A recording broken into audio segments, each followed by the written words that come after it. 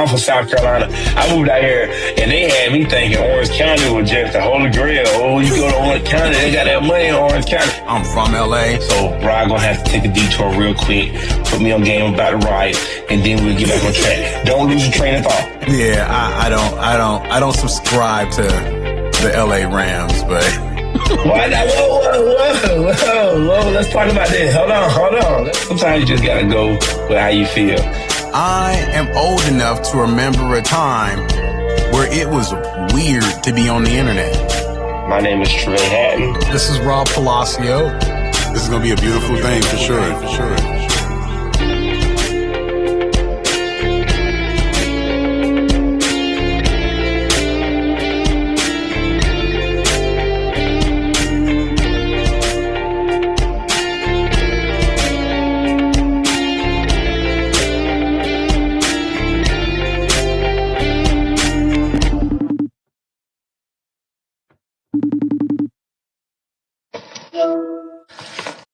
I want to circle back, Chef Rosie. You know, I got to put you on the spot. I want to know, I know you happy at Lady R. Yeah. You love it here, but I want to hear about some highlights from Provecho. Because I never got a chance to eat there. And I know that every moment wasn't, terrible. Like you had some highs, you know what I mean? No, it was a wonderful, wonderful experience. Give me one of your, I don't know, you or Chris or both of y'all, your experience there. And I know you said it wasn't your style of cooking, but I'm sure sometimes your presence was felt throughout the plate. So yeah, for sure. Let me give me something. I know you remember something that went down at Provecho that had you like, oh yeah, this is me. Like this is Chef Rosie. Provecho that's where I found my voice. I found out who I really am. I was able to conquer a lot of my own demons there. Mm-hmm. It was definitely a growing part, and it made my career. Mm-hmm. Like without Provecho, there is no story. There is no Chef Rosie. And I was able to really embrace my own style of cooking and come to terms with it. And it just, competing, I was able to compete. I had a great crew. The dishes were incredible. The dishes started evolving. Like I started evolving as a woman, as a person, as a chef, as an entrepreneur, as, traveling and Chef Latinos and Food Network, Cooking Channel, just going to Mexico with, and being part of that and working with other chefs and learning from other chefs. So it was it was almost like an after school continuation. Mm-hmm. It was like, some people go to high school and then some people go to continuation school. Provecho was my continuation school. Ooh.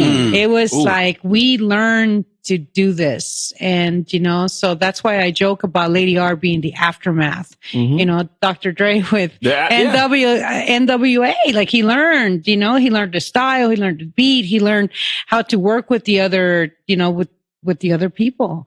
He learned how like that business sense came about, and that business sense came about during Provecho. Mm-hmm. And then it just, at the end, it was like, I'm ready for the next chapter. For everything personal, I was ready to level up. Personally, as a chef, I needed more. As a wife, I wanted more. I wanted to be able to be available to my husband and to my son. Because Chris needs his back rub too. Yeah, he needs his cuddles on Saturday mornings and his Uber Eats. I know how to make my man happy. He needs his pancake case. So it was just, it gave me everything.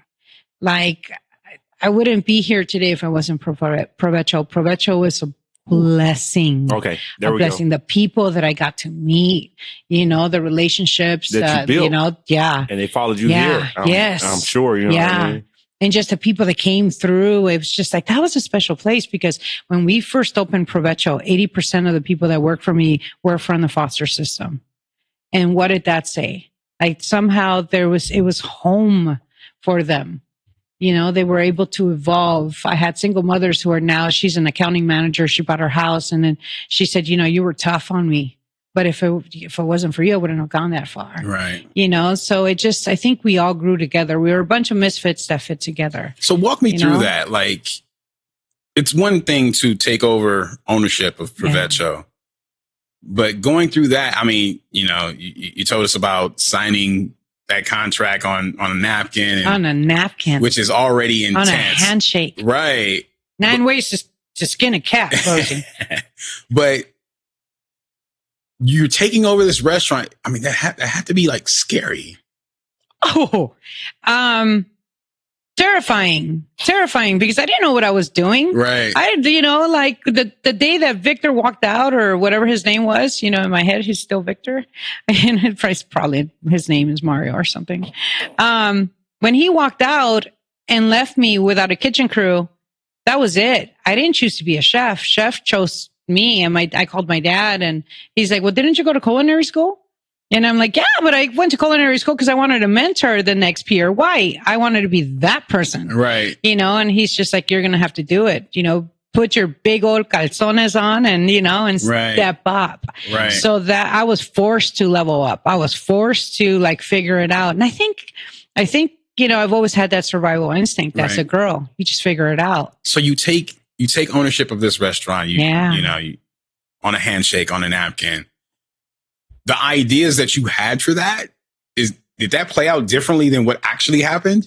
It was so beautiful because when it first started, I thought it was going to be a continuation of Guadalajara's because my parents owned Guadalajara's. And at that time they had Guadalajara's for a good 23 years, so it's something that I knew I was comfortable with. And of course, I'm the type work smarter, not harder.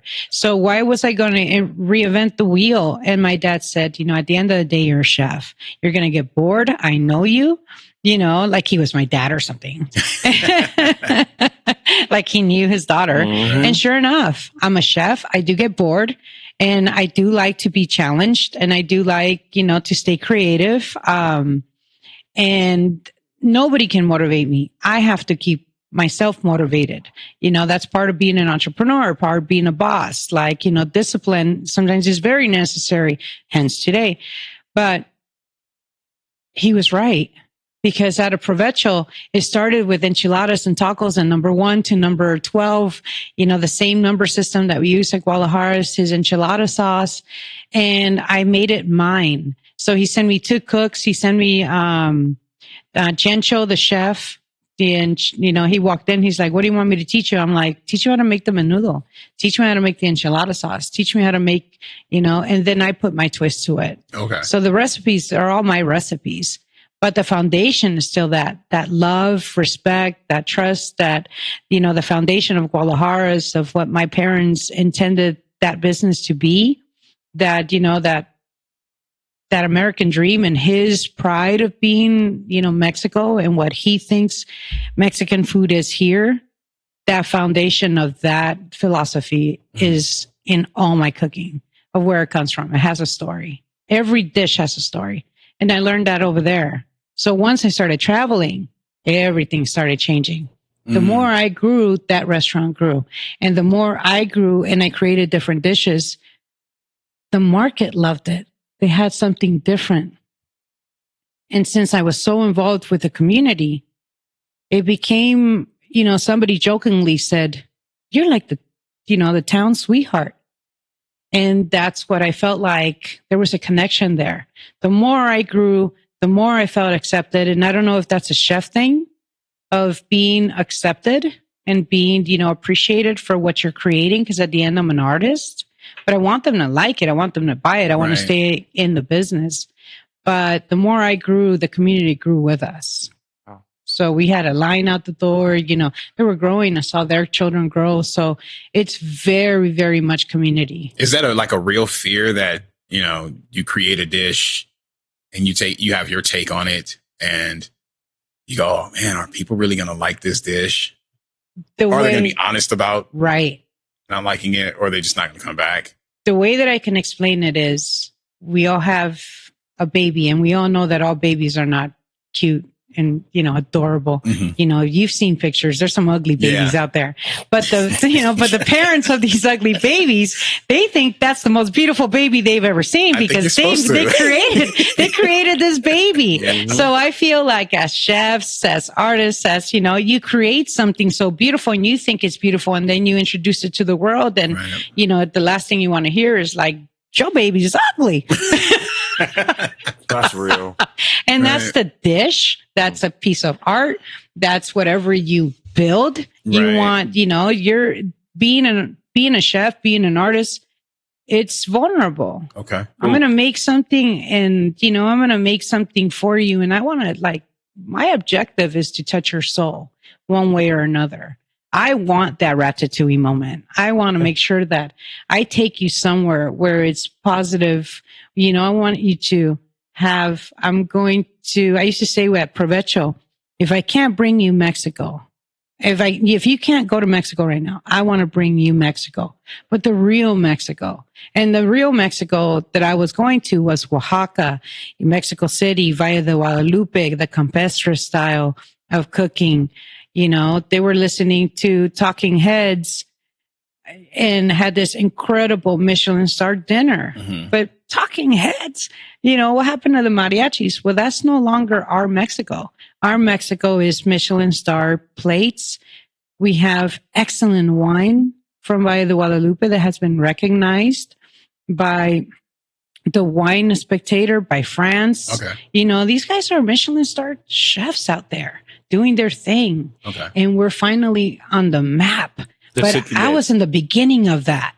Yeah, okay. I entered that when I was just like, I couldn't wait to come home and tell the world what was happening in Mexico. That's interesting. And that became Provecho. Okay. My show and tell. That's interesting because I would have said, if you asked me and stop me if I'm wrong, that, at least what I've experienced has been, maybe a taste of Mexico, but it feels like you infused everything that you've experienced into your cooking, but I made you're it saying Mex. it's Mexican cooking is expanded in terms of fine dining. Yeah. And that's kind of more of what you're pushing.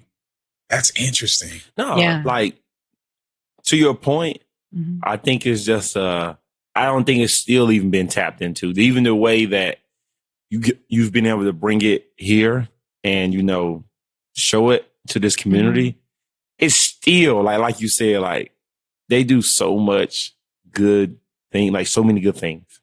Yeah. So well, it's incredible because, they've been cooking like this forever. They're just now, they've learned how to make it pretty, but it's always been farm to table. They want fresh chicken. They go to their farm and, they kill the chicken. They want fresh meat, fresh pork. They raise their own cattle. They grow their own vegetables, and so it's the way they do things. Mm-hmm. And so we're learning farm to table. We're learning how not to be processed foods because in the 1970s, we became our own evolution became processed. Our downfall. It became It became that. What were those meals on aluminum foil with the cardboard on top? And it was in the 70s. The meals. Not Hungry Jack. No, something. Like the little frozen dinners. So the frozen dinners with the turkey, the mashed potato, the gravy, and I love and that funky sweet stuff, whatever. I don't never mystery, pudding. But that started then to make us have a little bit more of, work harder and get out there. And, this is like the structure of America. But what happened is we started introducing all these chemicals, everything. We lost the farm to table, the nutrients. We lost the flavor of food. So you go to Mexico and you see that. And, it was something new. And the respect and love that they have for the product. Like these chefs in Oaxaca, they love the product. They want that tomato to taste like a tomato. But you're going to meet ingredients in Oaxaca that you're never going to see in the United States or other parts of Mexico. Why is that? Because they just it doesn't travel. They won't ship out to other states. They'll keep it there and feed their own, because Oaxaca and also Chiapas, those two states are the poorest states of all of Mexico. So the attention that Oaxaca has recently been given over the last 2 decades, or the last decade actually, is new for them. There is an opportunity to grow and establish tourism in Oaxaca, because prior to that, if it wasn't for Anthony Bourdain, probably nobody would go to Oaxaca, right, and realize that we have vegetables and we have fruits, and different style of cooking, 7 mother sauces of mole. And people wouldn't know if it wasn't for Anthony Bourdain. Hold on. 7 mother sauces of mole. What you talking about? So the French have their mother sauces. And in Oaxaca, you have 7 different types of mole. So you have we only know the mole negro. That's like, everybody thinks, okay, Oaxaca mole negro is like the first thing. Right. And you think of mole, it's the poblano mole, the mole that I served at Provecho and now I serve at Lady R. Mm-hmm. That's from Puebla. It's not even Oaxacan, but Oaxaca has a white mole, has manchalitos, like 7 different moles. How am I going to be in Lady R and not get hungry? You feel me? I'm like, what is going on? She's starting talking about this mole. Yeah, I've never heard that. That's actually crazy. So it's a new world. The culture is different. They just, you go to Oaxaca and it's a magical place. And, I showcased a little bit yesterday on my Instagram that I'm so grateful for, because it is a magical place. You have your curanderas, you have, the different style of cookings, and a lot of people, different spices. So a lot of chefs travel there to learn, the real part of what Mexico is, real ingredients. Go to the mercados. It's beautiful. Everybody should go to Oaxaca and journey. I love that you talk to us like we knowing what's going on, and I'm loving it. But what is the mercado? What's that? Mercado is a marketplace. Oh, okay. So you'll go and all your fishermen are there. And everybody's selling, and that's beautiful to see that craft, because butchery in America, in the United States, it went away. We had it in big cities, but it's a skill that's, it's one of those American skills. Like, you would grow up to be a butcher. It was, you were something following you took pride in. the lineage of your family. Mm-hmm. You took pride of that, like the oysters, the Crystal Sea oysters, 100 years. If it has been passed down in their family, like, you don't see that anymore. Nobody take pride. You take pride. So it's a lost art. No. That's what I'm saying. Nobody do it. It's one of those, and to your point. Yeah. I do believe there is more people and a huge community now that understands craftsmanship and skill, especially with cooking now, more so than like 2 decades ago.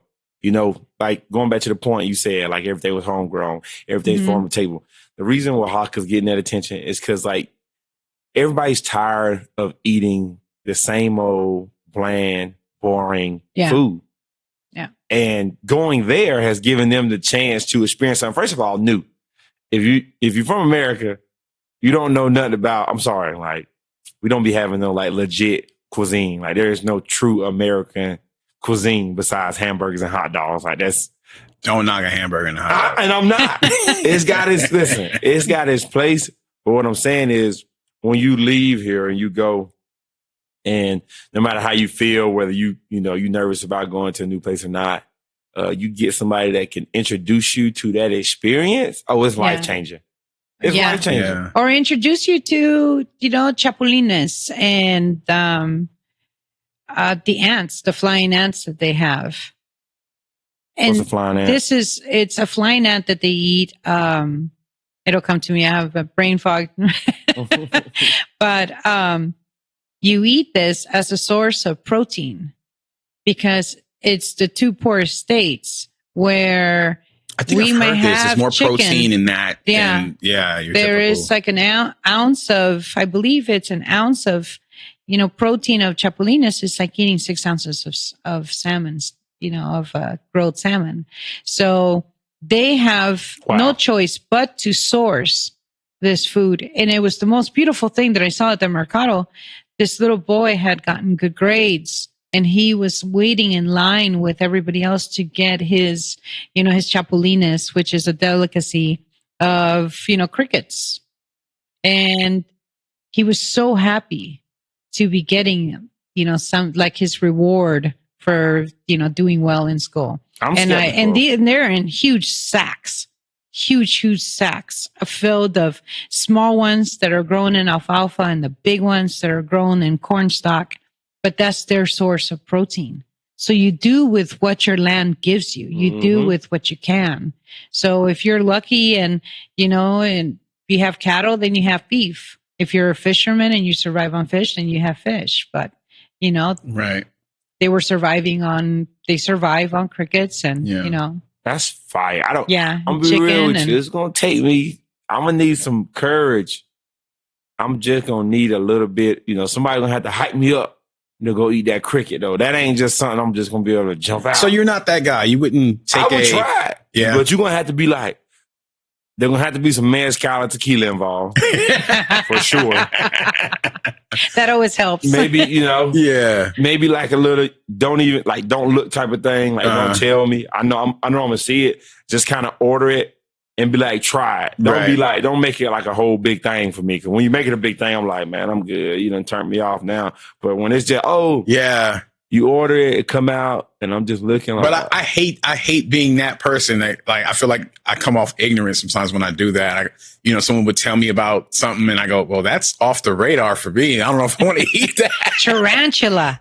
See? You can't tell me that, chef. You just got to bring mantis. it. That's what I'm saying. You just got to bring it to me and say, Well, I really think you're going to like, because of that last thing I saw you eating, I think you might like this. Go ahead and get us a taste. And then you're more likely to get me to do it. Oh, yeah. That's what I'm saying. Don't debrief me. That was that day, right? Didn't I give you chapulines? Yes, you did. Yeah. Yes, you did. Yeah, chapulines. And I gave you mezcal. That's a grasshopper. Yeah. You gotta go That's for a chapulín. You gotta go for it. I already did this. Yeah, with mezcal. So now you got to give him the mezcal, because bring that mezcal bottle with the oranges. That was actually really good. I'll wait for the mezcal. Yeah, so it'll register in your mind whatever you're familiar with. So for me, it registered as a sun-dried tomato. I just ate it. For other people, like for the kids at school, Mm-hmm. it'll register as Takis. Look. And I'm like, Takis? And because of the spice, that was a grasshopper. You ate a grasshopper. I just ate a grasshopper. Just so y'all know. I can do what anybody can. Don't try this at home, kids. Kiss your wife and then tell her. It tastes great, baby. I'm gonna have mine with the tequila. That really tastes great. I'm gonna be honest with you. That was good. And I love spice. Yeah. That was really good. What was that? Was that earthy? Was it spicy? What was it? That was earthy with a little spice kick, for sure. I had it on an orange with the mezcal. Yeah. Oh, you cheated. No, I took it the way the chef served it to me. Raw. Yeah. I took it raw. This the Raising the Bar podcast. And I just raised the bar. He don't need no mezcal. Oh. Fine. He don't need no mezcal. There you go. It's good. It tastes like a chip. Okay, that was like a... It tastes, I'm telling you, it's good. Like, I can snack on those. That was like a...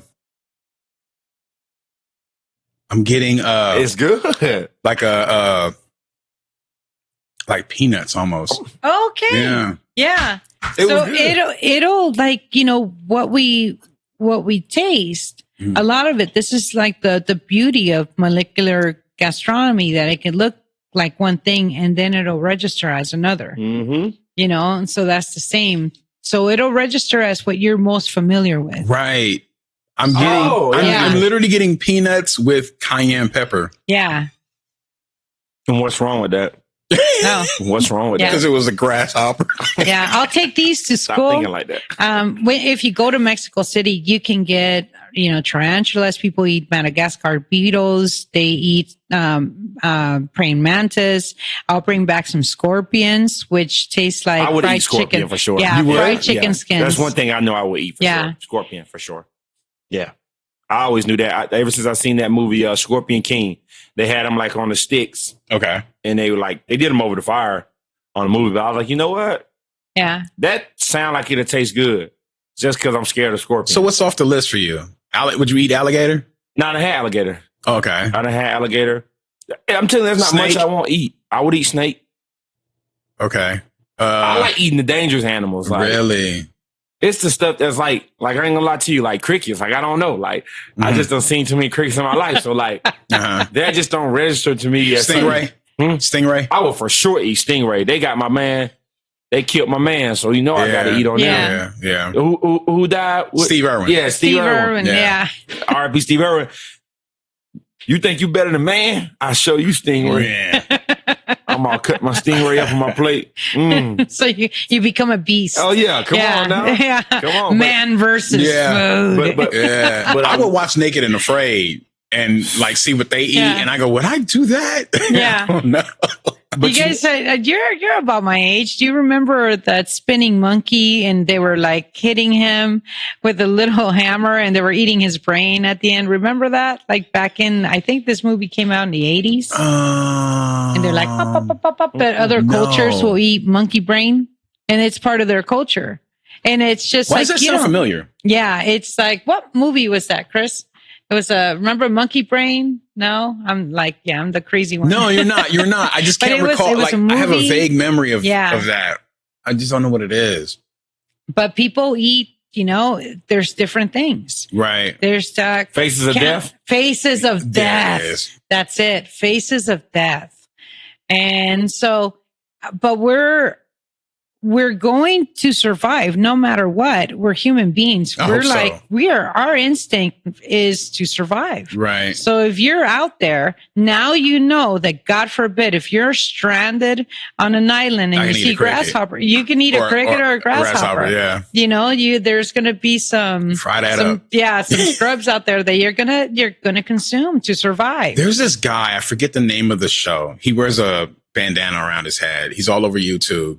And he likes to go like towards the Asian countries and try their different foods. I can't think of his name. I can't think of his name. Yeah. And he will go to Africa. He will go wherever and he eats whatever. And there was this one, it was literally just insects, all the beetles, all the, Madagascar beetles. Yeah. Yeah. They're high in protein. And I was like, man, and he makes a living just trying other people's foods. He's like so open. And I'm like, I don't know if I could do it. Madagascar beetle was hard for me because it looks like a big ass cockroach. How did it taste though? Chalky. Chalky. Oh yeah, like kind of dusty in your mouth like that. It was like dusty, chalky. No. Yeah, I'm gonna have to pass on that. See what she did to us? That wasn't, and I had the worm once upon a time at the bottom of mezcal. Okay. And that was the first time I had ever eaten the worm, and I was so happy. I put it in my mouth. Or do you swallow it? Well, I accidentally bit into it, and it just like, it just squirt. And in my head, the way my head registered was guts, worm guts. Yeah, no, it was the most disgusting. And all you can taste was the alcohol because it had soaked up all the alcohol. Right. So it wasn't, but it just. My mind, you're supposed to swallow it. Yeah. And I bit it. I wanted to taste it. I wanted to experience it. And it was like, and it was the grossest thing, but I tried it once. Yeah. I'll try something once and then I just, like, I'm cool. I will never eat a dog. I will never eat a cat. Just because association. Yes. You can't I'll never dissociate. eat another human. Like, I don't know. I just, but if I have to survive, I don't know. I wouldn't eat, no. I'm just asking. You said dog specifically. I didn't know. I had to make some clarity for the pod. No. Okay. No dog or cat. I'm going to be real with y'all. I don't like cats, but I'm not going to eat a cat. But I'm not going to eat a cat. And if you go to Mexico City, so if you do go to the mercado, the reason the rabbits have their little foot is because the anatomy of a rabbit that has been skinned and the anatomy of a cat, they look the same. So in order to make sure that you are not eating a cat in Mexico, you have to buy this, you'll buy it and it has to have the little rabbit foot. Otherwise, you're being sold a cat. Oh, yeah. Wow. You have to be careful. Damn, I was like, where are you going with that? They will sell you cats, pass them off as rabbits. For all purposes and intent, I have to say this, and I'm going to be clear. I grew up in South Carolina. In California, y'all, everyone treats their animals a little differently. In Mexico, I think they treat their animals a lot like we do in the South. Okay. I never had an inside dog. Let me leave with that. I never had an inside dog like in my house? life. So I have always seen a dog Please do not cancel me, podcast listeners, as a pet. You about to get canceled. I'm about to. We still growing as a podcast. Don't do that. All I'm saying is I've always seen a dog as a pet. No. I Your grew up with ratings outside going dogs. down as we speak. Yeah, I know, right? You're seeing the unfollows Yeah, right. No, I haven't even talked no junk. online. I love all animals. Yeah. And I don't have nothing against creatures, but what I'm Right. saying is, Yeah. Right. if it was an apocalypse, we just Right. talking hypotheticals, Right. and it's day 14, and my dog keep running around me asking me for food, well, maybe I might start looking at food, is all Yeah. I'm saying. That's all I'm saying. Maybe the food has been there all along. I'm eating my grasshopper. You eat Yeah. the grasshopper. So this is how traditionally is served. So this is what you're going to get if you were to go to Oaxaca. You'll get fruit. A mezcal is never eaten with lime. Always eat a nice mezcal with some sort of fruit, the chapulines. And traditionally, we would also add worm salt. So it would be the worm of the agave that has been toasted and served on the fruit. But this is traditionally what you expect when you go to Oaxaca. So I'm trying to keep things at this bistro traditional. I want to still keep that spirit alive of my travels, come back and show you. And I think with the bistro, I know that with the bistro, this is what it is you have Louisiana chicken and waffles. And this is why I gave you that, because Right. that's part of my travels. The oysters are part of my travels. Right. It was part of, like I said, the aftermath. Going to Paris for a couple of months, it was the croque madame was something that I ate like every other day. Okay. And it's special to me. It was part of my spiritual journey. And so I want to bring those dishes here and give you that experience. So at the bistro, you get experience, and this is it. Right. Yeah. That's awesome. Familiarity. I love that. All right, let's do this. So how do we do this? We have mezcal, Mhm. grasshopper, and orange. How are we doing this? Do we do? So take a little sip of the mezcal. Okay. Now the mezcal, there are, traditionally there's a few women mezcaleras, and this is from one of the women mezcaleras. And what's nice about it, so it's not that burning good. sensation that you get. That was good. I love mezcal. Yeah. It's just got that smokiness. And so it's but now you have that, eat it with your fruit, enjoy it, Mm-hmm. and then have that grasshopper. Okay. And it's a sipping mezcal. You sip it, you enjoy it. They say there's 400 different emotions that come out of drinking mezcal. So after you have mezcal, which emotion are you going to get? So that's why 400 conejos, that mezcal, is because of that. 400 conejos, 400 different emotions. Are you going to get angry, 400 bitter, different lonely? emotions. 400 different, Wow. You got me thinking. Yeah.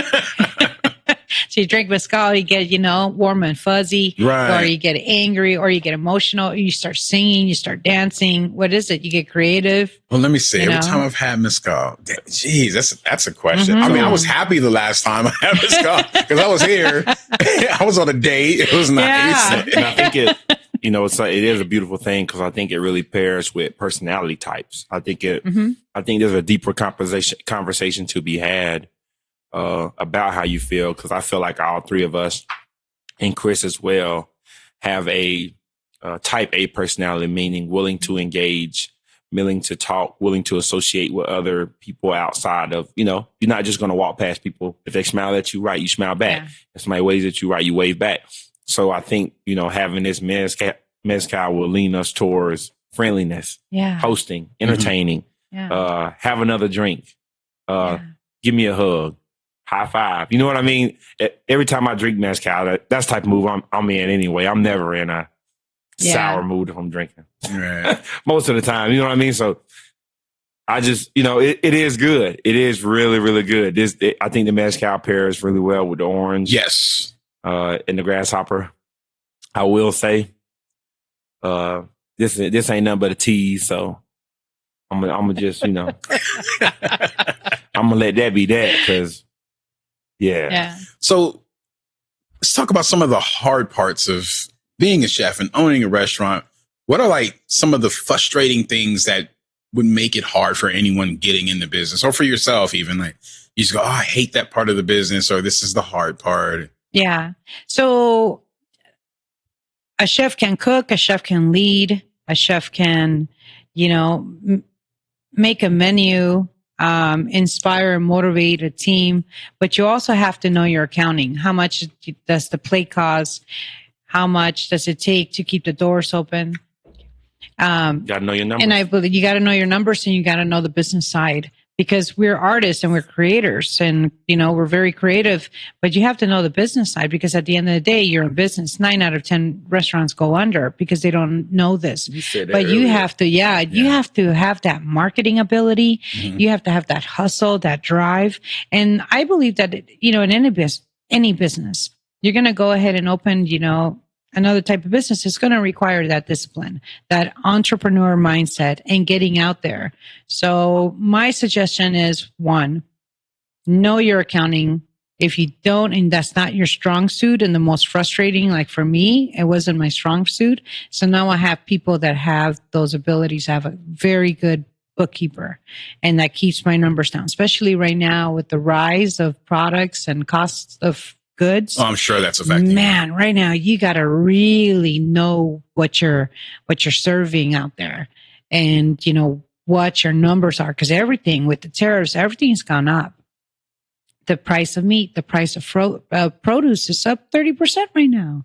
So restaurants are down 25% in the cost of years, prior. Right. So and you'll see it. When you start seeing corporations, like large food corporations, start closing, the Sizzlers and, Fridays. others like Fridays, like that's scary. That's an indication of where our economy is at. When you're starting to see that, then that's when you need to, don't take shortcuts and give people a cheaper piece of meat. Don't do that, because our clientele now, our market is smarter. They have Food Network. They're educated. They have magazines. They have, they have those phones, your iPhone, smartphones. They can type anything up. They're educated. So, people don't want to see shortcuts, because they're spending their money and going out to dinner. You have to give them a good experience. I think that's the frustrating part, is the accounting aspect of it. For me, that's not the fun part. The bills, talking to my bookkeepers, my accountant, my attorneys, the trademark, all that's not the fun part for me. It's a necessity. It's a necessity. Mm-hmm. And that's what I bring to the table. That's my strong suit. And I feel like I have the Midas touch. I go in and I touch it and it grows, but there's a passion behind that, so that's the not so fun. The creating a dish, the entertaining, the having the experience, that I love that. Right. I love you coming in and I'm like, okay, let me introduce this and let me show you this. And, I just made this, Right. Like tomorrow's menu, coming up with, cooking Julia Child's, beef bourguignon, and doing that. That's just, I love that. Right. I know I'm going to make shrimp and grits. And I'm just like, oh my Come on God. now. Yeah. Come on. I'm up here thinking, you talking, I'm like, y'all done gave me this grasshopper and mezcal like a little snack. So I'm up here in my mind like, yeah. Talk about the passion, Chef Rosie. Talk about the passion. Right. Yeah. But I will say, Chef Rosie, I'm glad that you don't mind that. I'm glad that you don't mind being in limbo, because that could stress a lot of people out and that can shut down a business. I'm glad that you don't mind being between a rock and a hard place, because you are. Yeah. Because on one side, your honesty to your community and your commitment to your job is making you want to go above and beyond, but also reality and what's going on in the world keeps you right level, right? It's like a buoy, right? In the water. Yeah. Right. Oh, I like that. There, you know what I'm saying? You out there bouncing, right? Sometimes you might get a crazy wave, right? And you're like, what the heck is going on? You got to float.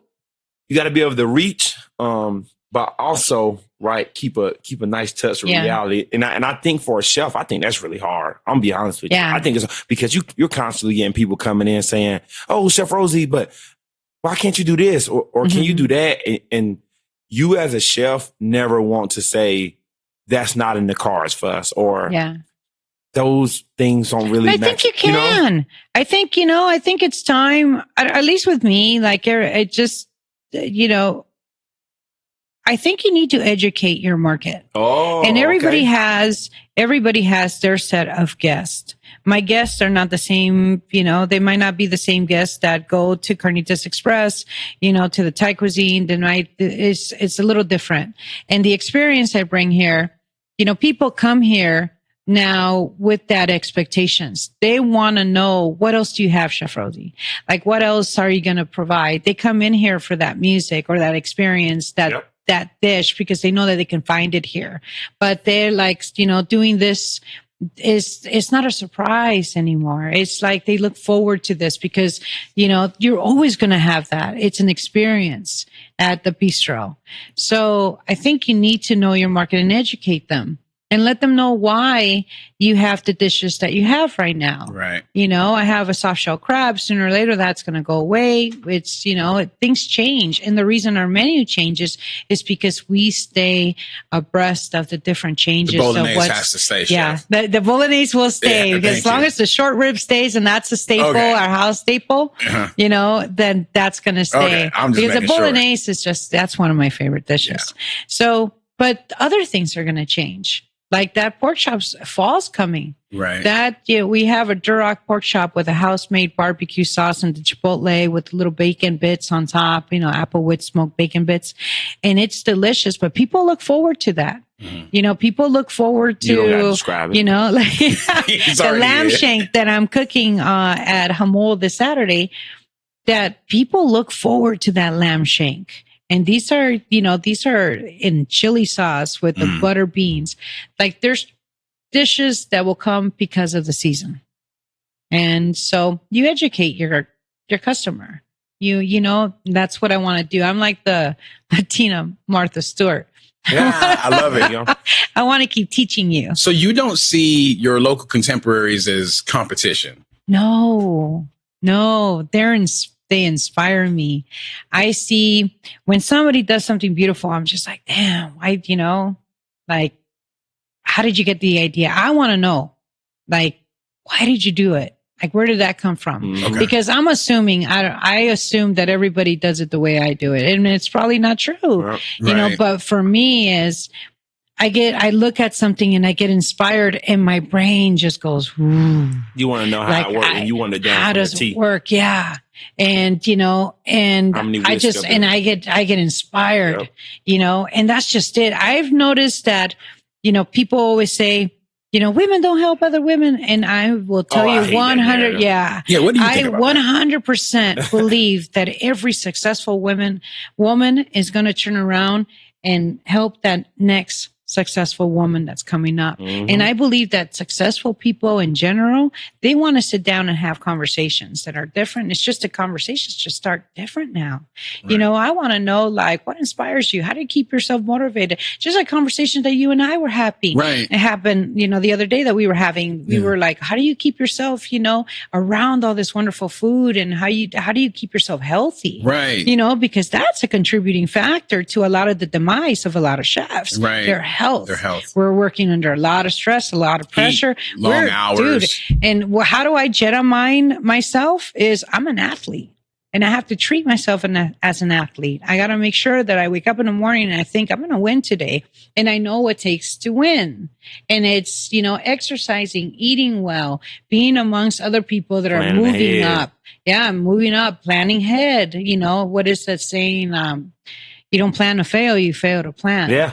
And it's just every day. And he knows I can't have the expectations that everybody is going to live this way. Mm-hmm. But it's that, the Mamba mentality.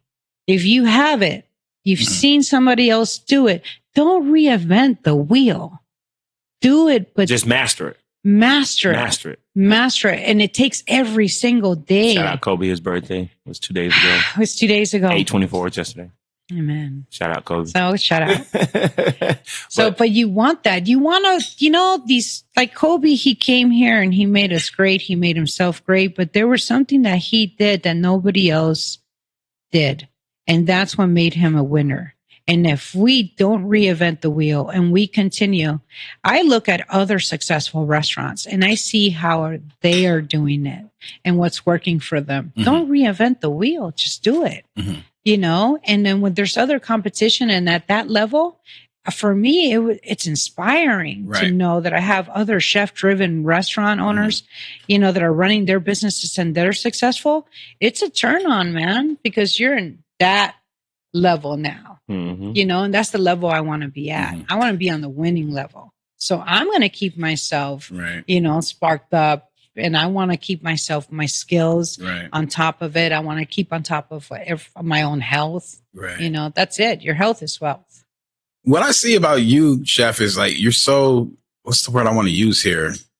You're so you're so unapologetic about who you are and how you get down and your thought processes. And I go, that's really awesome, because you found a way to now open 2 restaurants and make it, put your personality into it. And how did Nikki Soros say? Your people will find you. Yep. Yeah. It's so true, though. Yeah, but I think a lot of people would just be scared to do that. Just even in everyday life, right? People will go to work and put on a different face, and we all have to keep up with Jones and stuff. Yeah, well, we all have to be generally accepted. Everybody doesn't, but you don't let who you are shine through, and then you have an issue kind of moving around. Versus you've decided to embrace that, and I see how you talk to people visiting your restaurants and just how candid you are about things. And I think it's beautiful. Yeah. I think, what it is I'm at an age now where I know that nobody's coming to save me. Nobody's going to pay my bills. This is what you get. And I'm honestly a good person, and I'm a loving person. And there's going to be a lot of people out there. They're going to appreciate the passion, the love, the honesty. Absolutely. And I treat people the way that I want to be treated. Like, talk to me with the truth. Like, and I tell that I have a wonderful doctor. I'm like, just give it to me. Give it to me, because whatever it is, we're going to fix it and we're going to just move ahead. Okay. And I think I think that there's more people like me than not. I think there are people that are like you that are afraid to be as candid as you are. They're not letting their light shine. Yeah. You gotta let your light shine through. You gotta let your light. And I believe that I wouldn't have had all these opportunities, because when I was trying to figure it out at Provecho, when I was trying to figure out, I remember those feelings, and I look back, and it's okay to be this way, but I remember feeling not enough. I remember feeling insecure about my food. I remember, not feeling worthy, like all these feelings that I had to get through and do the shadow work or do the whatever it takes because you're just holding yourself back at that time. And I didn't want to hold myself back anymore. And I needed to figure things out. I wanted to have a healthy relationship. I wanted to have a successful restaurant, and I wanted to be a happy me. Well, nobody could make me happy. I had to learn how to make myself happy. I'm a 10-10 aces. 10-10 aces kids that grow up to be 54-year-olds like me today are supposedly, statistics say, you're not supposed to be happy. You're not going to have healthy relationships. We'll end up in prison or dead in our 50s. They have all these statistics. And then I meet kids who are in the foster system or have survived all these horrible traumatic experiences. And I want them to see, no, you can have healthy relationships and healthy friendships, and you can be successful. And it's that inner drive that you're going to have to work on. And all that itty bitty shitty committee in your head, you're just going to have to learn how to quiet that little monster, because that's never going to go away. And that fear, you're going to have that fear every single day, and you're going to face your demons every single day, and you're going to have to put them at bay. But that takes discipline. Otherwise, I'll turn to food. I'll turn to, back in the day, we're all chefs. We like to drink. We like to party, and I was a party starter. I loved it. I shoot, I'm still doing it. Just now it's a business in a different way, but it's still in me, so you just find what it is that you're afraid, and you got to put it aside, because if you're afraid, that means you care. If you're afraid, that means that actually you're a human being. But I'll tell you what, though, stepping into fear ain't always easy. And as a chef, I don't know how y'all do it. I just don't know how you do it, how you continue to push the envelope. And it brings up one of my questions and I know you said you always want to collab with your contemporaries, but how do you still stay competitive though? Like you literally said, I love a challenge. Yeah. And I know it. At the same time as you show your respect and you recognize other chefs, how do you still stay competitive in this market? How do you still, is it frustrating? Is it overwhelming? Is it like, I'm sure you go through a ton of emotion as is, but what makes you tick is what I'm saying. When you do, because you do competitions all the time. Mm-hmm. You're cooking all the time. I'm an athlete. That's what I'm saying. So what, what gives you that competitive edge? And you don't never got to be rude about it or mean. You don't never got to say, I hope this chef loses. But what makes you go? You know what I mean? I personally think there's abundance. There's enough abundance.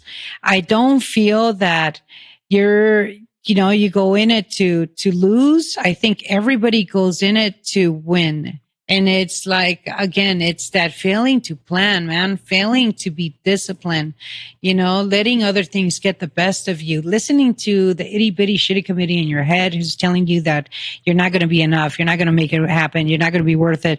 Like, no. You gotta, your worst enemy is yourself. And I literally said that to my kids this morning. Yeah. Yeah. And we have to teach them because, you have to learn that you start looking into successful people. And I know Brian Tracy, he looked at and studied all these millionaires because he wanted to become a millionaire. And they all have a trait. A winner has a trait. They all make their bed. It's the first thing. If I can teach anybody, it's like, make your bed. And I teach all the kids, just make your bed. Because there's certain things that people do who are going to be successful. And it's part of their routine and their discipline. I am the worst person when I off my routine. But yeah. No, to your point, you was talking about making the bed. And the reason a lot of people, I learned this from Ra. You taught me this. It's all a system. Mm-hmm. Your life, once you learn how to work in a system, very few humans, very few, I'm talking probably less than 1% are able to wake up, no plan, and execute their day at the highest level. Yeah. Very few humans. Mm-hmm. Wake up, like you said, and that's what I do. I make my bed. Mm-hmm. First, before I make my bed, I'll open my garage and I have a coffee. No phone. I just look out, let the air blow in, let the coffee hit. Once I get to the point where I'm saying stuff in my head, grounding. That's what you're doing. Once I get to the point I'm saying stuff in my head, like it ain't nobody better than you. Oh yeah, the day already ready to go. I'm ready to attack. I'm sitting in there, start thinking crazy. Everything I'm gonna do for the day, how I'm gonna execute it, planning it out in my head. But you know what? Rosie, I also got lost in that trap. And the trap is just as much as I force myself to get out of bed, it's equally as easy to lay in bed in your thoughts and go, yeah, but I'll get to that. Yeah. I'll get that done. That's the human side. I just need a little bit more rest. I just saw a quote. I'm going to say it was yesterday where it says, time is the only most valuable thing in the world. No, not just that. It's the only form of currency that you have where you never see the balance. But the balance always going down. But you never know how much you got left. Yeah, you really don't. You don't. No. You don't. And unfortunately, in my 50s, I'm seeing my friends die. I'm seeing them pass away. I just had a life ceremony for a very close friend of mine. And you start thinking like, I've had cancer twice. I've had a stroke at 38. I've had I'm 54. I'm a miracle. I am. God was like, listen, you got purpose. You're not done yet. And every day I wake up and I'm like, okay, so like I said before, I have this craft, but I know that making enchiladas is not my reason to be on this earth. I know that I have deeper values. And I know that I have to go out there and teach what I do and convince, that child who thinks that he's or she is a 10-10 aces and that she's never going to amount to anything. She's going to end up in jail. She's going to, I need to show them that, yes, you can. And the next generation. the next generation, and give them that, like, you know, that hope, man. You know, because I don't like in, you know, Shawshank Redemption, and they were like, hope can kill you in here. I love that movie. No, yes, I love that movie because hope, it depends on how you see it. Hope can get you out. Right. And I want to show, Gives you a I reason. want to learn everything that I can. I want to show my children. I want to show my nieces and nephews. I want to be there. And I tell people, if you're starting, I've had so many people walk into the restaurant today who said, I want to give up addiction. I want to start my own business. I want to go ahead and make my relationship better. How can I do that? And I just give them my wisdom, but I also need to practice what I preach, you know, because otherwise I'm just a hypocrite, or I'm just not, it's just not going to work. It shows. Right. So it's like fighting. I am literally now fighting for myself.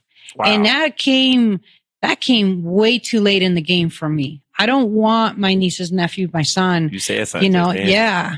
You know, I wish I was this person in my 20s. Damn, I don't know where I'll be now, but I know I am exactly where I need to be today. But don't skip that though, Chef Rosie. Don't skip that, because even in your 20s though, you still probably felt like, and I know you did, you still carry the confidence. You still carry this, you know, this aura around you. It just wasn't focused. Yeah. Right. It wasn't streamlined. Right. Yeah. Now you have your purpose. You're streamlining, right? Everything is going in one direction. And when something comes up, right, that you know is not on par with what you know for your life, it's easy to brush off. You know, the difference is getting off track. You know, same thing, right? You have a blind spot in your car, right? You can't see out of your blind spot, right? That affects us when we're younger, right? But we keep trying to look in our blind spot, but we can't see what's coming. That's what I'm saying. But if we just keep our eyes on the road and know what we know about driving, we will never have any issue. But you keep looking over your shoulder, and it's pulling your wheel. Now you done pull your wheel so much you off the road. Yeah. And that's all that happened. I'm telling you, that's all that happened. It's focus driven. And you got it. I'm telling you. And literally, I was literally 19 years old. I knew when the gangs moved into Lake Elsinore, I knew I do not want this for my son. I do not want my son to grow up as a cholo. I knew I had him at the age of, I was 15 when I got pregnant. I had him at 16, and I told Peter, we are not going to be a statistic. So I know I've had this survival instinct since I was young. I was feeding my brother and growing up, a latchkey kid.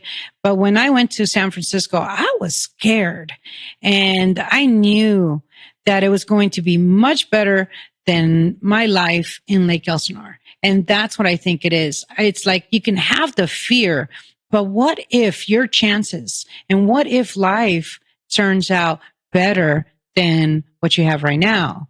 So closing Provecho and moving on to the next chapter, it gave me a better life. I have a better quality of life, and I get to do the things that I love to do, like work with the kids at the Boys and Girls Club, work with Oak Grove, give to my community, you know, have this experience, have a moment with my husband, have a moment with son, everything that I lost over there at the end. And it was only at the end, you know, I'm able to get that back. And God goes, sounds like you're I'll give you reborn more. again. Yeah. It's almost like a way. That's why with now, it's like, now I look at things and I'm unapologetic because I've already gone through all that. But I thank God every day that I was brave enough, because at some point I was so scared of losing my restaurant, losing myself, because I completely lost myself at Provecho at some point. And then I said, but Rosie, you packed up your shit, sold the Pinto, and you moved yourself to San Francisco with your son. And remember what you did there? And I think we forget. It's at some point we became our own hero. And Matthew McConaughey, he has always said, you know, I'm going to become in 10 years my own hero, and next 10 years, and every 10 years he becomes his own hero. But at some point we've done something that we're proud of. And when we're scared, we need to tap into that moment when you did it, because it's already been done. And now you're just older and wiser. And that's where you tackle your fear. You just tell that itty bitty shitty committee that tells you you're too old. You know, you're Whatever done. the excuse is. You know, you're going to lose everything. You know, now what? There's nothing out there. You know, there's nothing out there for you. And people thought I was crazy walking away. You're not crazy, Chef You Rosie. know? No, maybe. What if? I think it's good How to be about, crazy. I mean, though. how about if I'm What's wrong with crazy, being crazy? but I was it's gonna working? say, But it's working. I think you have to be a little crazy to be successful and do things that aren't the norm, right? I mean, agree. if you think You're about taking a risk. you're taking People some sort of think- risk. People will think you're crazy Nah, I because wanna be they're normal. not willing. I mean, no, The you're not. You're doing a people podcast. that are going to hate you. And this is what I tell the kids and the classrooms. If you don't have haters, you Right. are not doing enough. Right. If I need some more everybody haters. likes you, then there is absolutely something wrong because you are just a people pleaser. And that's not a good You thing. need some haters. You need You haters. need some haters. Because the more I flame. I thrive on that. The minute somebody tells me you can't do it, I do it so good. Take pictures and I tag them and shit.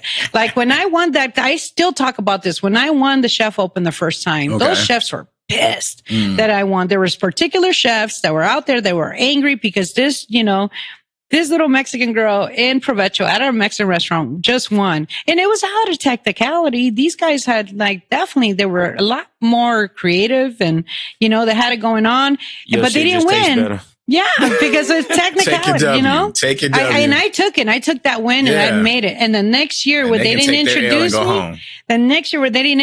me, I went and I introduced myself to all the media that was there. I introduced myself to Penny Davidi and she was so stoked. And she was like, oh my God, can you start going to Mexico and cook tableside, poolside and do cooking demos and we'll pay you and so there's an opportunity. Yeah. So they closed the door for me Right. and I took that because I remembered that Selena in that movie, she went to the media and I introduced her. I gave everybody their own interview. Ooh, that's You get real. an interview. You get an interview. You get it. I love and it. I made sure on Facebook, I'm not on Facebook now. I got to get back on there, but I tagged that chef that did me dirty. I tagged them. And I know that's petty, but that was the fuel. That's that That was the competitive, huh? fuel. Yeah, that I'm was the hearing it. fuel that made me rise.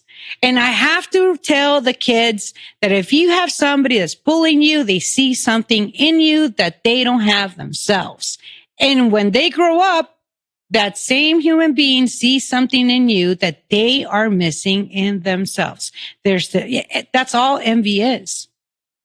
And I have my own. I have to be grateful for what I have now because it's a lot more than what I had when I was a little girl. And it's a lot more 'Cause you're more aware. that I saw. I was in Crenshaw. Mhm. I was like, I didn't see women like me. There was one time we were living in Glendale and this woman came in with a little bag of McDonald's French fries and a drink for her kid, dropped it off. And all the kids were like, oh my God, I wish I had a mom like that. Oh, yeah. No, I remember feeling like I want to be that mom. I want to be the one that comes in with that paper bag with the little Right. golden arches and drops it off to her kid. Right. So that's where my mindset was then. Like, I don't want to live like this. I don't want the screaming and the yelling and the husbands and the beatings and the drugs and the, people getting shot and just the poverty, the fear, Yeah. the shame, all that. I didn't want that in my adulthood. And something just told me that when you grow up, Rosie, you're going to make your own world. And I wish I would have learned it sooner. That's literally So I wish literally my life right there. Yeah. So now Yeah. I want to have a loving relationship with my husband. Right. And I had to apologize to him because I went cuckoo for coconuts, Yeah. and I was arguing with him yesterday and I was just like, you know what, dude, I'm so sorry. It's not you, it's me. Because my part in it is I'm under a lot of stress. I need to take a day off and Right. I snapped. And that's what it takes. That self-awareness is like, if I'm going to have a new life, then I have to learn how to be a new me. I don't got time to be like, Hold on to old things. hold right? on to old habits. things or what's that chef doing or what's that person doing in their business. Focus on you. Whatever you focus on will grow. And if that's your wife, your husband, if that's your child, if that's your business, if that's Yes. yourself, what you focus on will grow. So I want to focus on myself, my husband, my business, and your people will. I love that she said that your people will find you, your own, because we're all energy, like-minded, Right. like-minded. So and I she want said more that to us people. early in our podcasting journey because, this has been a journey for sure. And we're like, we've been enjoying it though. We done had all the feels. Yeah. I think me and you have had just about all the feelings we can feel. Right. And we do it straight out of passion. Right. You know what I mean? So it's like there's this accountability part, there's this trust part. yeah. There's also this part where sometimes we don't agree. Yeah. But also like at the end of it, it's like, well, what did we sign up to do? What do we, Yeah. What did we sign up to do? What's we're the always vision? inward. We're always Yeah. inward about what we're doing. And it's been a journey though. It's kind of a, what is this turning out like? Who's listening? How do we do this? What's, all the things that you would go through in terms of like starting a business. It's beautiful though. Yeah. But it's going to grow and it's going to evolve, and you're going to find that what you started with is not going to be the outcome. Right. And that's what people have to know. The people that go with the changes and go with the flow and evolve with their business is going to grow, because right now what we're experiencing in the United States and everything that's happening, it's out of our hands, and everything has changed for us and our platform. So Right. our platform was forced to change. So if you don't evolve, if you don't go with the changes, You go extinct. you go extinct. You fail, you Evolution. close, you end up, so you have to go with the flow. Look at the pandemic. Yeah. Those who went with the flow and thought out of the box made it. They made Yeah. a lot of Right. money. Yes. And Yes. Chef Dylan's one of those people. Yeah. Yeah. Yeah. And Made some a other lot of people money. just closed. Yeah. They closed. You gotta We figure it out. started doing the tequila, like the margaritas to go, the survival kits. We were giving Right. away toilet paper with every purchase. It was fun. We Oh, made it wow. fun, and we Yeah. changed it. We embraced it, but you have to think out of the box, all the time. Yeah. And don't do it. Some things that may work for him may not work for us. 100%. And that's okay. Different Yeah. community, different group. Community. It's a different group, different Yeah. people coming, man. Different ideas. Yeah. This is what I mean about the unapologeticness. Yeah. But it's beautiful. And I learn a lot. And this is exactly why, like, we've been blessed in that way. We keep trying to talk to people that we think embody raising the bar on their own, in their own Raising way. the bar. Yeah. And that's why we call it that. And, when we get a guest like you, I was so excited to even be, that you said yes. Yeah, Chef Rosie, he gonna come to me. This is what he gonna do. He called me. He told son, Chef Rosie. No, I went there. I went to you. Yeah, he's like, do you know Chef Rosie? I'm like, man, I knew Chef Rosie. Where you knew Chef I don't Rosie? know. I don't know who you know. Shoot, I've been serving Chef Rosie for a minute now. Yeah. Man, and so it was just funny. And I was like, heck yeah, let's do it. Let's do it. Yeah. Oh man, that was so funny. That was good. That was so funny. I'm like, man, I just spoke to Chef Rosie, man. I just ate her food. This is crazy.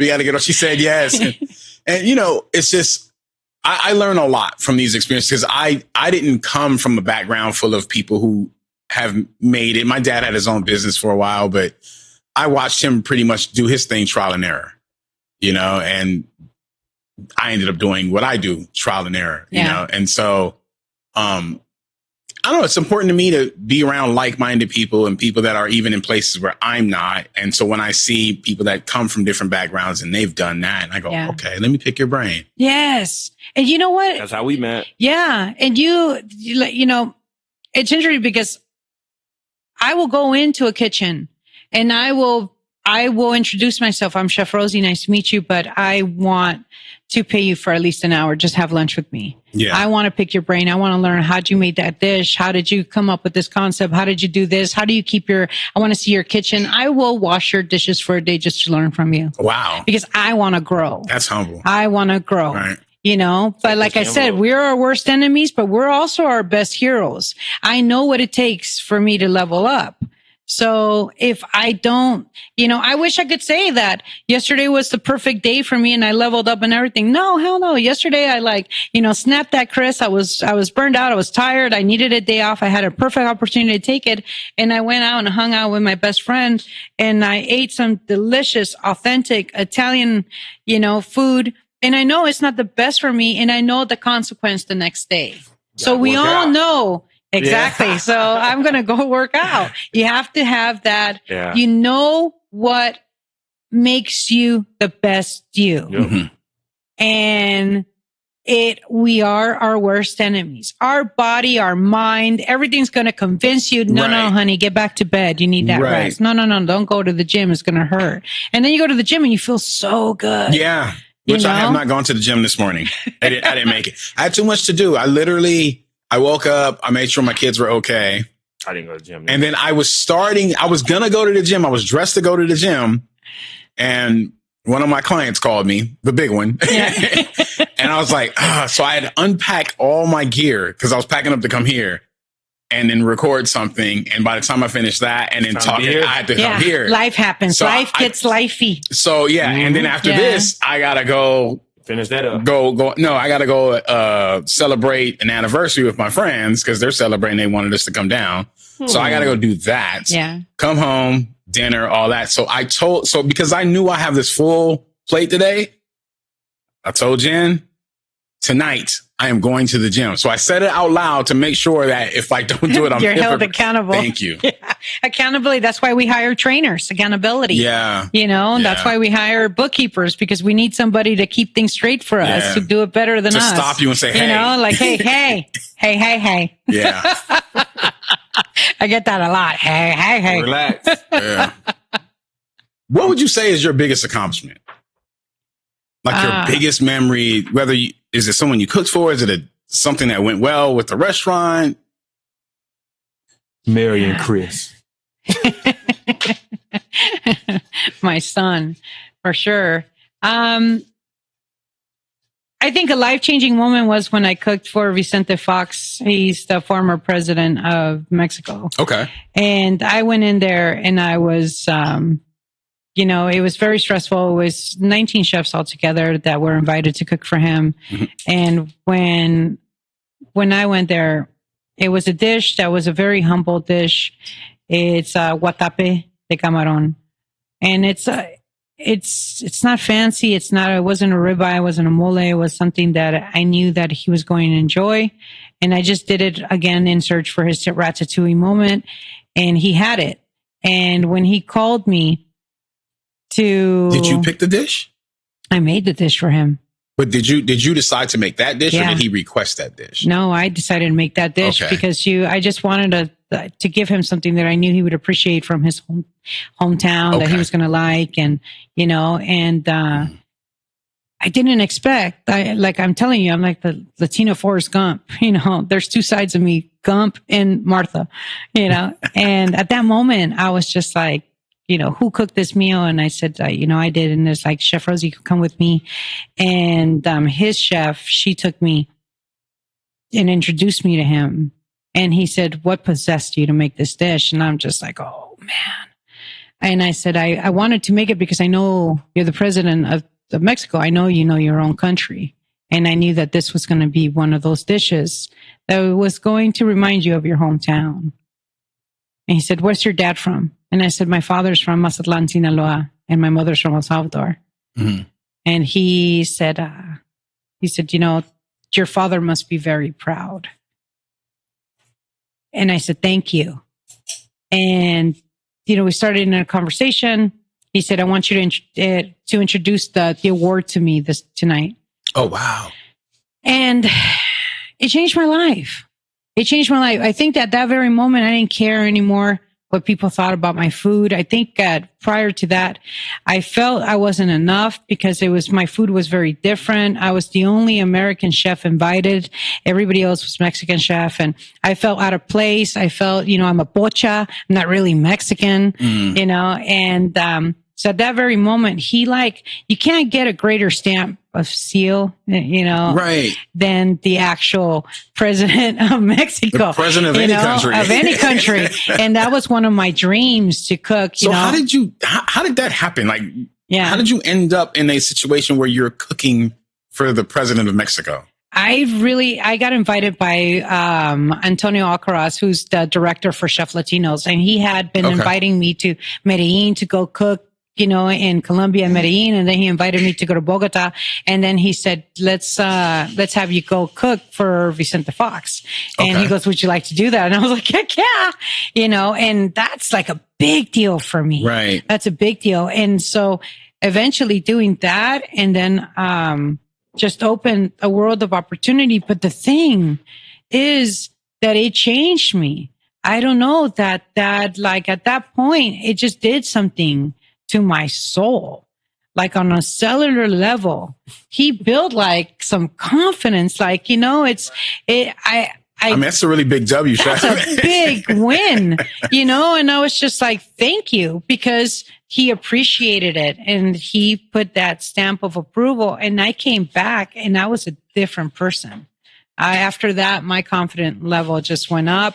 And I don't want to run my life with an ego, because that can be your worst enemy. Of course. And there's that healthy confidence, you know, but I do know that I have a Michelin level mindset. I do know how hard I work on myself. I do know what I give my customers. So now it's that confidence is what comes in. And when I make a mistake, I'm just like, okay, I made a mistake, but if I do it again, I learn from it. You know, Thomas Edison, 1,001, and that 1,001 tries was the actual light bulb. And that's the way I see it was shit. If he had 1,000 tries, right. You got it. I got a 1,001. Yeah, I got a shot. Come on now. Don't reinvent the wheel. Don't reinvent the wheel. Somebody else already done it. You know, if you can't figure it out, call that person. The majority of successful people will sit down with you and they will teach you, because they want you on their level and they want you. So successful people that are winning, that are winners, don't see others as competition. If somebody is better than me, I want to go and learn from them. And that's a true winner. Like, you know, Mamba didn't see Jordan as a threat. It's almost a peer. Yeah. It's almost a peer, embraced them as a mentor. Right. And that's how I see other chefs that are better than me, or I think they're doing something. I see them, that's my mentor. I have mentors that they don't even know. Grant Cardone right now is my mentor and he doesn't even know.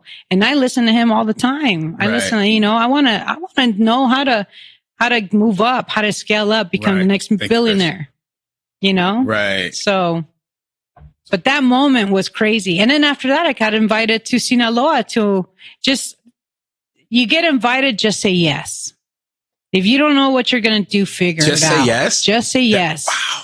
Bro, it's an opportunity. It's an opportunity. Right. Like they invited me. Did you feel like you were out of your league Mazatlan. though? Did you feel like you were out of your league? Like you get asked for something like that and you're like, what the hell am I doing here? Hell yeah. Yeah. Dude, I've talked about imposter syndrome. I've talked about like not feeling enough. But you know, the thing is that you get enough people who are on that level saying like, you should have a star. You should have already been on Jane's Beard. You've already, you're like, it's like, then why don't you believe it? Right. But the only reason people suffer from imposter syndrome is because they're not working on their craft themselves. If you full in, what you focus on will grow. Oh, you give me Stop Chef. You're making me think. If you Am I not working hard enough? Yeah. If you have imposter syndrome, I do. Then the best antidote for that. And this is what I've said this, the same advice I gave my son, I give to my peers, and I give to the kids at school. Work on that craft. The reason that Kobe knew who Kobe was because he was waking up at 3:00 in the morning and his peers were arriving at 4 and 5 o'clock in the morning and he had already an hour in and he didn't feel like a fake. But that's an energy attraction. The more you work on yourself, the minute you say, I'm going to change, the universe is like, what do you want me to give you? Because the universe, God, big enchilada in the sky, whatever it is, the minute you say, I'm going to be better, the universe goes, okay, let's go its own. And it's going to put people, places, and things in your life to make you better. Why are we sitting here today? To be better. To be better. You know, how do we scale? How do we find other like-minded people? It's all energy. All energy. Chef. Mm-hmm. Jeez, dropping bombs. I'm here for it. Whoa. digest that? Why you digest that? I am. Because let me tell you, Chef, like I've definitely been that guy. Yeah. I've definitely been. I know I'm good at what I do. I enjoy what I do. I'm lucky to do what I do for a living. But there's always that moment where I'm like, is that enough? Am I enough? Mm-hmm. Am I, is the reason why I haven't scaled to a certain point? Not saying that I'm not in a good place, but the reason why I haven't scaled to a higher is because you got limitations. Or is there more that I can do? Itty bitty. Yeah. That's the itty bitty shitty committee in your head. And we all have it. Is. We all have it. We all have it. And I told you that example of We Are the World watching, Bruce Springsteen, Cyndi Lauper. Yes. And they're saying, oh my God, I'm going to make a mistake. Oh my God, I'm not as good as her. Oh my God, I'm not going to do the same. And I was just like, oh my God, they have the itty bitty shitty committee. Tony Robbins has the itty bitty. Yeah. He wakes up some morning, he's not motivated, and he has to plunge in that cold water, make himself, because he knows what he has to do to make himself that person. And I'll tell you, there's some times that I'm just like, okay, Rosie, cry it out. Go ahead. Today you're going to cry it out. Okay. You have 1 hour. You have 1 hour, cry it out, and then get back on it. Hit the gym, do whatever it takes, drink a lot of water, watch your chick flicks, hug your pillow, but these are healthy coping mechanisms. So if you got to find the healthy coping and make yourself great, you're only going to go as far as you feel you deserve. And I had to kill and rearrange and change my whole persona from Provecho to who I am today. Yeah. Because I don't want the same life. Provecho was a blessing. A lot of money, 400 people line out the door, but I started It belongs in a certain place in your life. Yeah. I couldn't spend time with my husband anymore. My son was working with me. We didn't have quiet time, quality time. I couldn't go and work at the Boys and Girls Club. I couldn't work with the kids at the schools, at the public schools who really need me. Right. My goal in this life is not to make enchiladas and not to do this. It is to teach these kids, to touch other souls, to be resourceful to other human beings. And I can't do that if I'm just not going to the gym, eating everything that I'm supposed to be, not supposed to be eating, doing the things I'm not supposed to be doing. Like, if God keeps giving me this chance to get up, then let me help the other person, because I know that that's my purpose. I know it's deeper. Right. And also, I want to leave something to my son. He was born to a 15-year-old. I was 16 when I had him. So it's that promise. It's that promise of, okay, I'm going to leave you something too, generational wealth. So We're not taught that. Where does the philanthropy come from? Because I feel like that's really big on your heart to make sure you're giving back. I was 9 years old. Miss Louise Jackson. She was my teacher, 9 years old. And she said, "Do you have it in you, Rosie? I know what you're like." She knew that my life sucked. Like, she can see the bruises on me. She knew that I was, being molested. Like, you teachers know. And she knew that your home life is not good.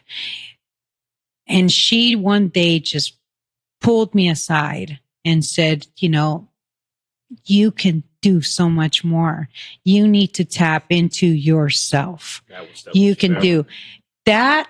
Yeah. There are moments in life that you will, it can be the same sentence, but that sentence at some point has a different tune. It hits your mind differently, and it just changes your core being. And that very moment, I remember looking up at her, and at that very moment, I knew that she was right, and I needed to tap into. She wasn't Miss Louise Jackson, the teacher. She was Miss Louise Jackson, an angel that got sent to me, that because I held on to that. And dude, I hold on to it today. Wow. And I want to be that Louise Jackson to other human beings. I want to go, okay, I figured it out, because it's not a secret.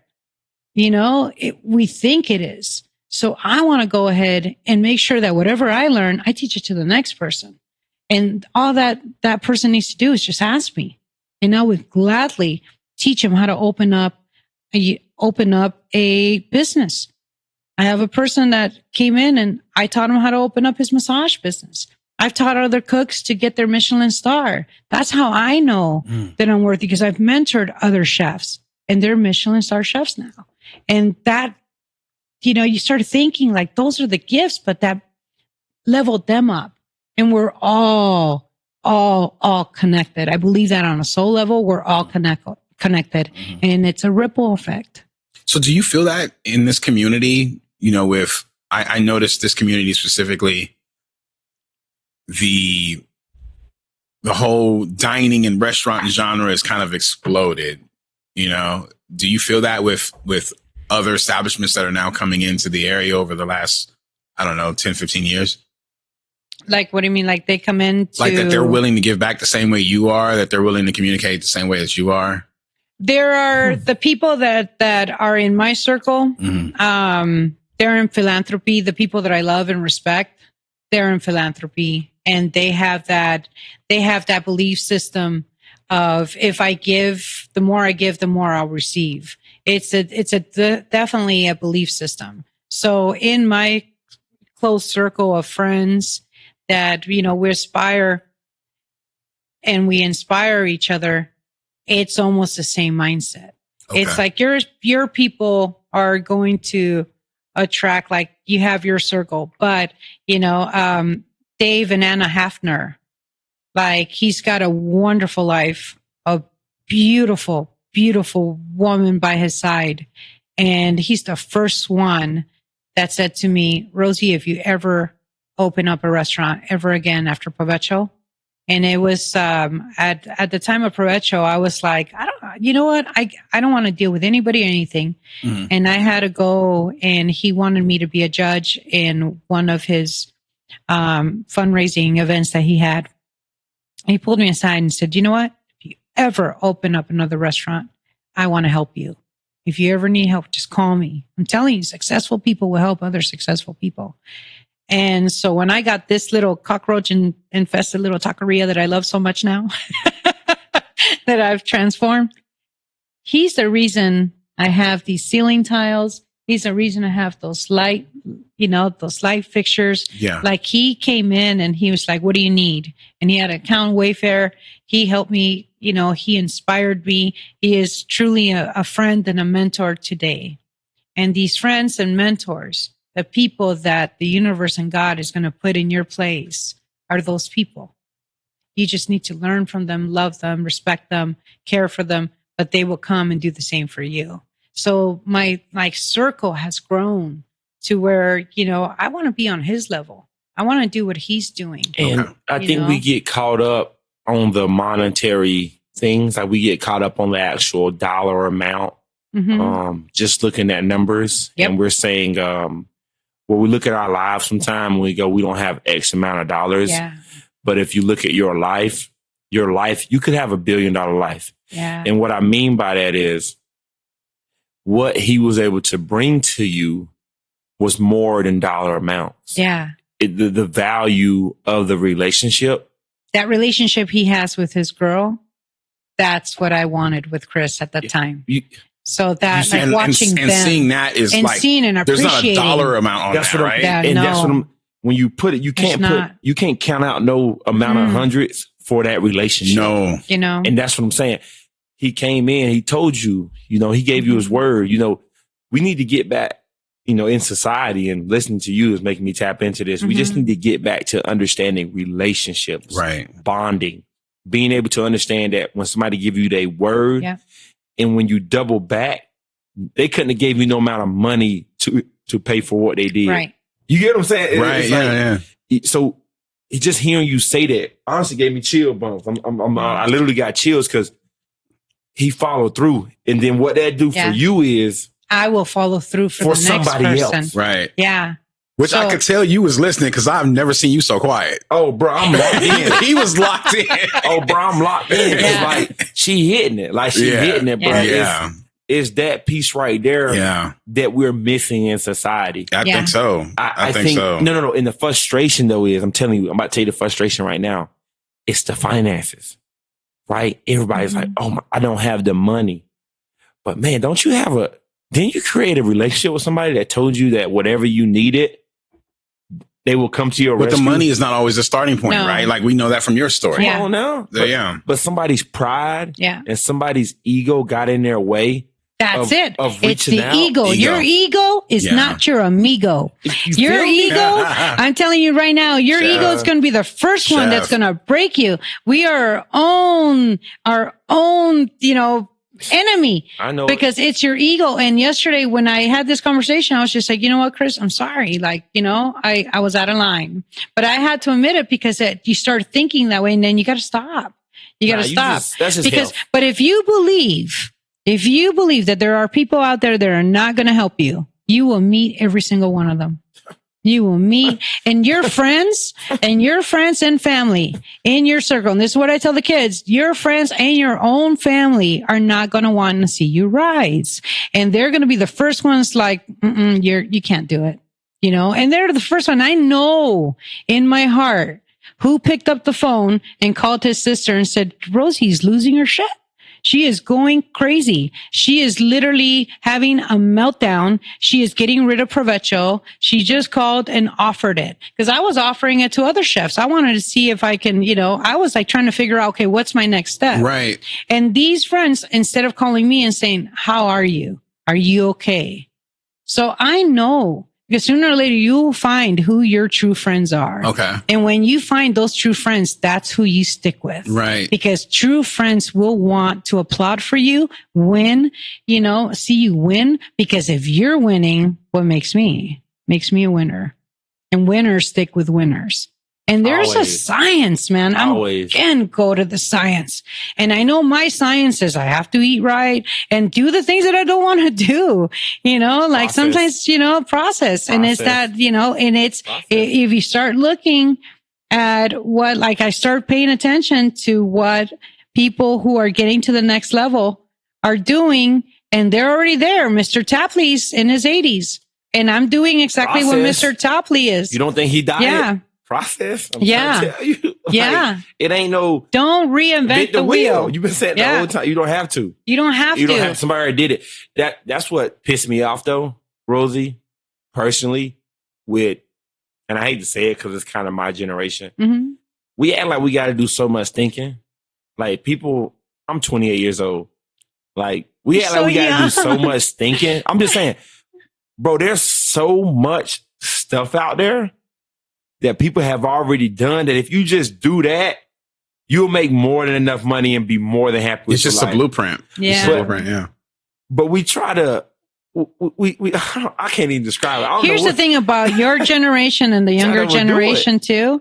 The younger generation that's coming out of high school right now. Oh, they they're not gonna be- having sex. They're not drinking. They're not doing drugs. So if you look at the statistics, they're coming out they're almost like woke. They're not buying, they're not drinking the Kool-Aid. They're actually starting to think like, man, I can actually become a millionaire when I'm in my 30s. Mhm. So there are more people lock coming in. into money But, into yeah. their young 30s. You're not wrong. And I'm tripping You're out. not wrong. But I was like, damn, 30s? but the problem is I'm seeing them not being resilient though. And also, They're full of, anxiety, full of Yeah. like just not ready. They can't handle the stress of things. But you're right. They're not Because of drinking. the They're not doing anything. dopamine fix. Because we're so quick on the dopamine with Instagram and everything. We're like a Instagram, video constant games, hit. streaming. Yeah. And so what you do in the mornings to ground yourself with your cup of coffee and you're just giving yourself to the world and saying today's going to be a good day. That's what they're lacking. Yeah. See the difference? They wake up. They wake So, up. They're in yeah. their phone. Not just that. First thing. Yeah. First thing. not just that. Yeah. I'm tell you where they're going to fail at as well. They're not grounded and they're going to lose because of technology. They may be smart. They may be super intelligent, but what they're going to lose is the interaction piece. Yeah. Yeah. The social. In 30 years, Key. mark my words, they will not be able to sit down, right? Everything will be done over the computer. Yeah. They will not be able to sit down like us three Yeah. and have a conversation like this Yeah. and it be fruitful. Thank God you're not dating. Right No, now. 100%. Thank God you're not. Because even when me and my I knew I fiance- was going to lock my wife up. I love you, Right. Summer. So me and my You are fiance locking me met up. a little over 4.5 years ago. Yeah. Right? We met over a dating app. I could sit here for the next hour and a half and explain to you what that was like. Like girls do not, because I'm a heterosexual male. Girls do not want to actually get past texting. Like you're on the app, they don't want to give you their number. They're like, here, take my Instagram information. No, I want your number. I'm trying to get to know you. You came in old school. Yeah. And they're like, old school too, Rob. And they're like, no, like, here's my Instagram to prove that I'm real. And I'm like, your Instagram proves that you're real? How make that make sense? And then so we go from that to, okay, I get your number. Oh, okay, we've had a few text conversations over the next 2 or 3 days. You came in with the Can Atari. I call you? Yeah, they have their PlayStation. They're like, look, can we meet first? I'm like, what? But don't lose your thought. It took 8 weirdos before you that made them respond like that. Probably. You get what I'm saying? Probably. So it's a broken system. It is. Yeah, No, it is. Yeah. I'm like, what is this? Yeah, I wouldn't want to be out there again. Right. And So you do not want to be out there. So creeper. when I met Jen, that was, I was like, I'm going to hold pat on this. This is what's going to happen because I don't know how to get to know anyone any other way. So literally she was kind of like, do I want to take a phone call? I'm like, look. And she was like, all right, I'm going to take this phone call. And I told her straight up, if you didn't take that phone call, we was done. Yeah. You know what I mean? So she took the phone call. We went on our date and history is made and, we're getting married. So it's all good. But it's so rough out there because it's like they avoid each other, but then want to then have a quick meet and then whatever happens. How do you know that person? Yeah. It's so strange. I'm coming to you with this piece right here. And I got to be fully transparent. There are so many gaps in your life where you get to meet like-minded people around you. Mm. I'm going to tell you, because I believe in young love. Y'all know I'm an old soul. So romantic. High school, right? Right. I know it sounds crazy. There are a lot of fish in the sea. Yes. So you're going to go to the high schools and get the fish? No. I don't think it's what he said. Wait a minute. That's not what I said. Are you? Wait a minute. What do you mean? You're going to get us canceled. I'm like, what? No, what I'm telling, I'm about to give these parents. No, I'm about to give these parents. No. It's like the whole Madonna. She's dating a 20-year-old. He's 60. He's like, your love of your life is not born yet. Chef is ruining your point. They're trying to get me caught up. So, parents, listen up. In high school, don't be afraid to let your children date because it's a rough. What you mean, Trevor? I got a 16-year-old. What you mean? I got a baby girl, too. She 10 months. Yeah, she's not dating for 16 years. Oh, my God. Here we go. Anyway, don't be afraid to let your children date because if they don't go to college, they have now entered the world. So whatever is given to social them skills. after that is what they get, right? So and I hate to say it, there's 40-year-old men, there's 40-year-old women that don't mind dating that 19, 20-year-old. Do you want that for your child? You need to take that into consideration. I think we as parents get so protective over our children, over our flock, and we lose the opportunity for them to meet someone around their age, around their time. And then the second time they get to meet someone, the second time they get a chance to meet someone is in college. If they go to college, there's 2 instances where they find someone around their age. After that, it's that's dating. A given. Yeah. That's a given. That's on the same wave they are. Right. That knows the same things they know. Right. And they're in the same bubble. Right. After that, it's the world. After that, it's the world. Yeah, you're right. You're not even wrong. I never thought of it that way. What either. No, that's what I'm saying. That's why I say I joke around. But when I met my wife, don't keep them too shelter. Yeah. Yeah. When I met my wife, yeah. First of all, my wife is beautiful. She's amazing. She is like the best mother ever. But 2 things I took into consideration is like, I'm not finding nobody better than her for sure, especially leaving this school. I met her at a Baptist college. I'm definitely not meeting nobody. If I go out into that world, please, you better write. It's rough. You can wrap that up. It's rough. I knew that for a fact. It's rough. I got cats out here that's still single that I went to school with that's looking around, still doing the club thing. I'm like, yeah, you about to get tired of that. Mm-hmm. Yeah. Yeah. It's rough. And shawty that you burst out to the side that you thought you were too good for, yeah, she happily married. Yeah. And I definitely met women that were like, oh, you were great 10 years ago before you had that ex that ruined you. Yep. I definitely, yeah. but that's the truth. It was still there. You could tell it was still there, but then like there was something warped in her thinking, and I'm like, I don't have time to fix that because I already had That's children. a part of you now. I already had children, so You I was don't like, want I to can't. no. I don't have time for that. You But have that's to a part of you. choose. You have to choose your partner as okay. You're going to be the parent of my children. You're going to be the partner in my life. How far do I want to go? And I mean, you know, I've had my relationships. I've been divorced twice before Chris, and each one took me to a different level. And then they took me as far as they can take me. Right. You know, Did you it's like, you know. Did you feel that was necessary? Because I definitely think that I learned something from all my relationships, including my ex-wife. And I felt like, and I tell my current fiance and I tell my children, I said, you know what? I needed all those relationships. I could not have skipped my ex-wife to be the man that I am today for my soon-to-be wife. And that's your human journey on this earth, to go through that. That's your soul meeting another soul and meeting another soul. Because I know from my first husband, you know, who is the baby daddy, who is Peter's father, he taught me how to love, like he loved me unconditionally. He loved me. And I was young. I was 15 and crazy. And he was with me for those 3 years. But he loved me unconditionally, and I knew what true love was. And we played house and everything, and, you know, and he gave me a son. And with my second husband, he taught me everything there needed to, you know, he taught me a lot about me, and he didn't get the best me. I think out of everybody, he got the worst me. I was deep in my drinking. I didn't have that emotional intelligence I have today. He got the worst of me, but the gifts that he gave me are music, history, the love of travel. He gave, how to love I love dogs. how you looking at it. Like, See that? Yeah, that's pretty He's good. just like, he was, you know, he had a high IQ. He's intelligent. He loved my son. They have a wonderful relationship together. He taught me how to be, you know, how to be a mom. So there was a lot of good that came out. And once it was done, it was done.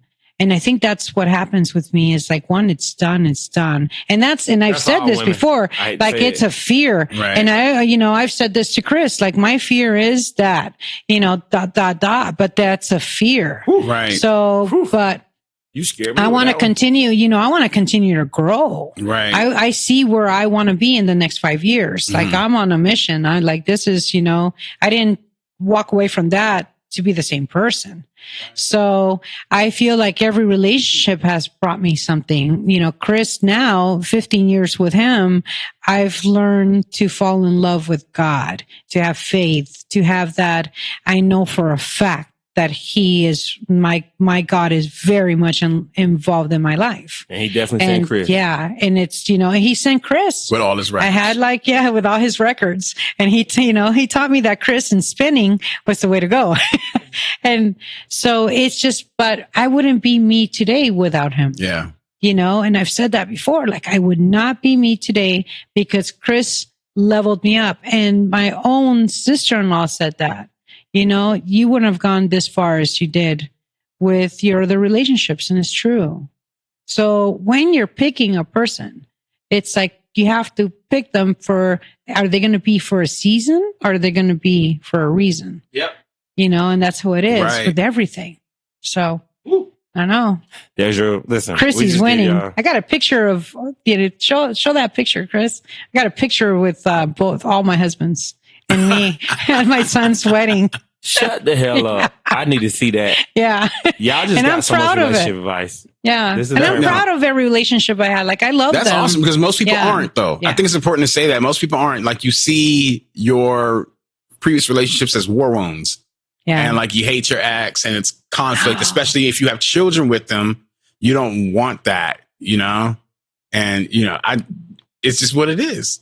But sometimes it is what it is. Sometimes it is what it is. Come on now. Sometimes Yeah. it is Come what on it is. now. Yeah. And But if you can't, because I know some people, including you, who have great relationships with your ex, Blessed. and then you can come together for the benefit of the child, and I think that's important. But I believe that that's the norm. I believe that that's the norm that we need to teach other people. That's I the wish norm. it was. And you have to be the example of that norm. Right. So because it's not the norm. The norm is housewives of That's the exception to the housewives rule, of Jersey, housewives yeah. of this. And that's so what happened is that we're looking at all these telenovelas. I always say like, I'm Latina, but my life is not a telenovela. I always I always have to, that's my biggest joke that I tell my cooks, I may be Latina, but I'm not a telenovela. Right. But that's just it. I have to make it okay with my ex. And I had to make it okay to make sure that I didn't go to my son and break his spirit by talking bad about his fathers. Right. Fathers. It took a whole village. And it's tough. And it's tough because you have to hold back. Because you're human. Yeah, You're exactly. human. You're human. You're right. And then you just, you make the best of it. Well, You have hopefully, to like make those the best of situations, like it has nothing to do with the child. Right? Yeah. And it's just a failed relationship. That's That's a it. different wavelength. Or it ended. You know? Why can't we just say that chapter ended? Yeah. And just accept that, Yep. that you brought me as far as I can go on this journey, my spiritual journey on earth. You brought me as far as you can go. Fork in the road. And I'm about That to tell fork in the you, road. that's why I'll be telling these couples, everybody be so afraid to change and so afraid to push your marriage and so afraid to grow. They want to do the same thing. And that's how marriages get burned out. I'm just Change gonna is leave hard. it there. Change Yeah. is hard. Change is very but hard. when you went up there and you stood behind all those Right. watchers, all those Right. people that witnessed, Right. and you said you were to have and to hold, Right. to death do us part. Yeah. But That when goes she back- asking you to wash dishes and she asking you to, spice up the marriage a little bit. Well, that's a simple start of it, right? It gets so much more complicated. I know. I did 10 years, right? So I was That's a whole decade. Yeah. Yeah. It's a 10-year marriage, right? And there's a lot of things, and it ended up being stupid because you start with whatever the issue is, you don't squash it, you don't say sorry. That's what Yeah. you got to do. Right. And then, and you don't fix your marriage because you forget to respect each other. Yeah. Right. And then all of a sudden now it's like, oh, that person didn't wash the dishes. And you're like, y'all about to break up because somebody didn't wash dishes. You know what I mean? Yeah. But it's deeper than that. It's so much deeper. Oh, you And gotta see, go in I the believe, that this is my belief. I believe that we weren't intended to live with another person happily ever after till the day you die, because now we're living till 100. When the happily ever after and till the day you die, we were living 25 years old. We were dying. So we were Yeah. getting married, Yeah. and then at 15, You would die of the common cold. and then you were dying. Yeah, the plague, and the plague took me out. Yeah. 15 years old, you were dying at 25. That's Yeah. 10 years. That's a long life. So that's a long life. Yeah. And so now I'm thinking like, if you're past 10 years, wow. Yeah. Like you're a miracle, because you don't see a lot of people happily ever after living till they're like, they met when they were 15 and they're now 85. Yeah. That's back in the day. Now we're living so much older that I'm like, I'm sorry, but I look at people as like, okay, how far are you going to be with me in this life? Right. And I You should. Well, unfortunately, you also- you should. with my husband's, I did. You should. Pedro got me. Unfortunately with Pedro, I got pregnant, and I'm very honest about that. Yep. I got pregnant because I needed to get out of the ghetto, or the barrio in my sense, and to get out of all that abuse and trauma and all the crap. Right. And so I purposely got pregnant. Okay. And so my son knows, my husband knows, and Oh, you it was a kept it a way stack. out. It was a way out, and he was happily to give it to me. And he gave it to me. Wow. 9 months later, there it was, Right. but it was my way out of getting out of and creating a new life. Justin, it could have been another way to get out. I don't know, but I knew that with him, I knew that I can have the life that I wanted. He had, he had a good job. He owned a home. He was a very nice guy. His sister was one of my best friends. I was in college. So I knew that I was going to get as far, but he didn't want kids. He didn't want a restaurant. And I knew that one day I would want. That was your dream. That was my dream. And he was like, it's your dream. It's not my dream. And his dream was okay too. It's just we didn't share the same common goal Gotcha. in our human existence. Right. So when I met Chris, he's like, hey, I just want to be part of the journey. And I'm like, I'm going to give you a good ride, And then when I realized that he's the one in my vision, then I was like, shit, I got work to do. And it's been hard. And I told him this morning, I sometimes, being married feels like work. Because you have to look at, do I need to say, I'm sorry, do I need to, what did I do? And I think that's important. I think every day shouldn't be, I now know that, marriage is not, it's not that happily ever after, like roses and all that. You every mean single I'm not day. Cinderella? No. Oh. No, there's going to be days. And I think it's important And I think that's one of the biggest things for my current relationship is I think we had that first 8 months of that smooth ride. Yeah. And it was in the middle of COVID. So I always tell the story is we did 8 months mostly at home.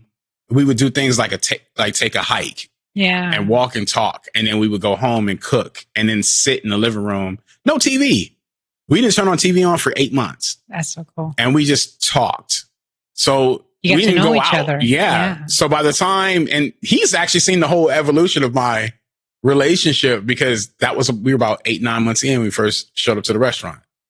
Right. And so we were just like dating at that point. So we branched out, and after that point, then the hardships came in with dealing with the end of COVID, dealing with things with my children, on and on and on, financial things, me restarting my business. The truth. Yeah. Yeah. And she locked in. The honeymoon stage is over. She locked in and she was like, I want in and I'm going to help you. And I was refusing her help at first. And she literally gave me an ultimatum. She literally was like, let me help you. Here's the credit card or we're done. Yeah. And I said, what? Became a partnership. Yeah. And at that point, I realized that's a partnership. Mm-hmm. And I can't go anywhere. Sound like she didn't give you no other option. She didn't give me any option. Yeah.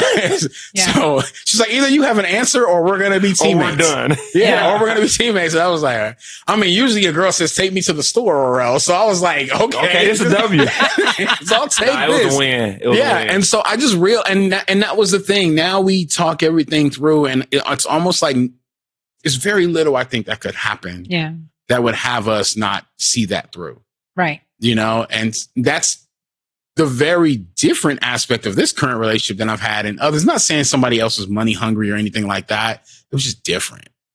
You know what I mean? So I've learned that, okay, as we, go through the rigors of life, as things come up, as I get frustrated in my day-to-day things, it's important to try to say sorry when you can. Yeah. And to be able make to amends quickly. Yeah. Or to even accept a sorry that person isn't perfect because you're going to do that. I don't know how many times. Yeah. And I think that's the perspective, being in my 40s, being older, that you got to see Treve at 28. Yeah. You know what I mean? Like, that's really important, right? Yeah. Like, your mom and daddy's still together. My mom and dad's still together. That's beautiful. But they have to do a lot of that. I'm sure they'll tell you that. Of course. You know what I mean? It's like a lot of like, I really hate that person right now, but I love that person. Yeah. Yeah. We won't talk for a day or two. I saw that a lot. Yeah. There it is. They were married for 48. Gosh, they've been married for 48 years. And I saw it, and I take from it what I want in this relationship and what I don't want in this relationship. Right. Because being together and having a restaurant and working in it together and all that, that's another lot of time. That's a lot. That's a lot. That's a and then lot I have to I've had therapy for years now, and my therapist was like, you cannot hold up to your expectations and expect others to be like you. And that was something that I was always falling short because I have higher expectations and I expect other people to be like me. And then I was coming up short. So expectations are always going to get you in trouble. And, things are great. 15 years in right now with Chris. I'm hoping that it stays like that till the day I die. Right now, everything that I'm doing in my life and scaling and building this little, Rosie empire is so that I can have that, that sunset with him, and I can travel and I can have that, those days that we're just together. But, I don't know. Like, and you got to put your vision. I work. Yeah. You got to stay on the vision. Like there's this life I want, and there's this life I have right now. And I thank God for the life that I have right now. Bam. There it is. Thank you for listening to another episode of Raising the Bar with Ra and Treve. If you like what you heard, Do us a favor and share the podcast with a friend. Don't forget to like and subscribe to podcasts also. New episodes every Wednesday. You can leave us a comment on the episodes where you stream them on Instagram at rtb.podcast or send us a direct email at rtb.podcast25@gmail.com. That's rtb.podcast, the number 25 @gmail.com. See you next week.